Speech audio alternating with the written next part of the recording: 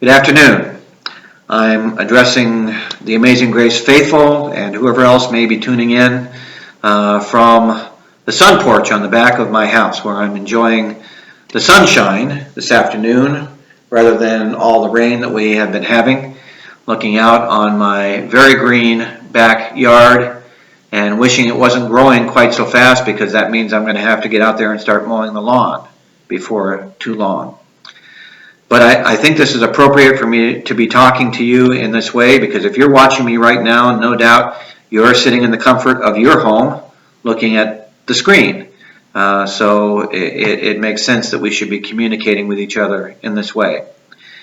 Anyhow, today I'd like to share some words and some thoughts about patience with you, because the current situation that we find ourselves in is going to challenge our patience over the next weeks and months for sure.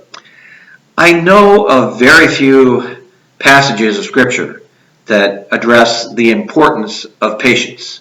I'm sure there are some, I just don't know them off the top of my head. So I'm going to be speaking primarily from my own experience, because patience is something I think we've all learned the hard way. We've had to learn it.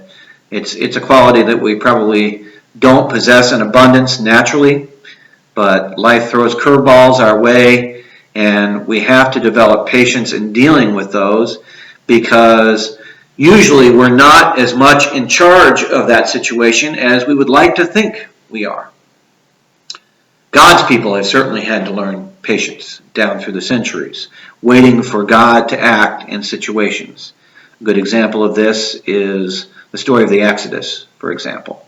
At the beginning of the book of Exodus, we're told that the Hebrew people had been slaves in Egypt for 400 years, and then Moses comes on the scene. Moses gets chased out of Egypt after he kills an Egyptian taskmaster who is brutalizing one of the Hebrew slaves. And he encounters God in a burning bush at the foot of Mount Sinai.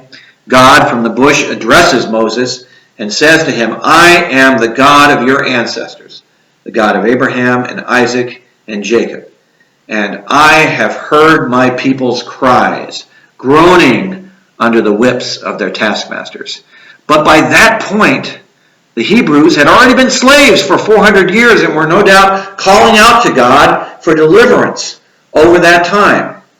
And yet, God is only just at that point beginning to act to deliver them from their slavery. There's nothing we can do, unfortunately, to hasten God's activity. God acts in God's own good time, and we have to accept that and develop patience while we're waiting for that to happen. Of course, we should all do whatever it is we can do, but oftentimes we have to exhibit patience with a situation because there's very little we can do. And certainly in our present situation, we're waiting for word from some authority who is going to tell us that it is now safe again for us to be congregating among other people, for us to resume work, resume playing pool with our friends, which is an activity I know some of you have had to set aside, resume coming to church, getting together with friends and family. It's going to take a great deal of patience waiting for that time to come. One of the situations that may have taught us patience along the way is when we're dealing with an illness of some sort, particularly if that illness means a trip to the hospital. Having been hospitalized myself and having visited people in the hospital through the years a great deal, I know that once you go into the hospital, you feel isolated, vulnerable, and the thing you want more than anything else is to be discharged and for things to go back to normal, to be well again. Because while you're in the hospital, you're having to endure whatever sorts of waiting games are required with tests and so forth. You're having to eat the hospital food. You're not getting the kind of sleep that you would like to get. You just want your life to return to normal, get better, and go back to the things the way they were. However, even after you are discharged from a hospital, that may not happen right away. You may be in a situation where you have to take a side trip to a rehab center and work on regaining strength and mobility before you're ready to return home.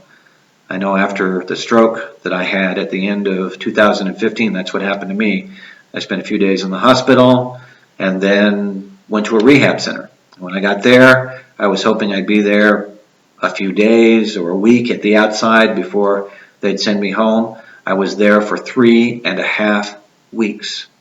Now, of course, in retrospect, all of that was important to my recovery, but it was hard to be separated from my family and my loved ones and my congregation for that length of time while I was trying to get stronger and be ready to return home. And even after you get back home again and get back on your feet, in a sense, following an illness, things still may not return, quote unquote, to normal for quite some time. We have to develop patience. And certainly patience is going to be required in the situation that we find ourselves in now. Isolated, self-quarantined in our homes because it's not safe to be out among a lot of people and congregating with other people, even in places like church. I want to conclude my thoughts today by quoting a passage to you from Romans chapter 5. Now, this passage does not deal specifically with patience, but I think it relates to everything that we've talked about.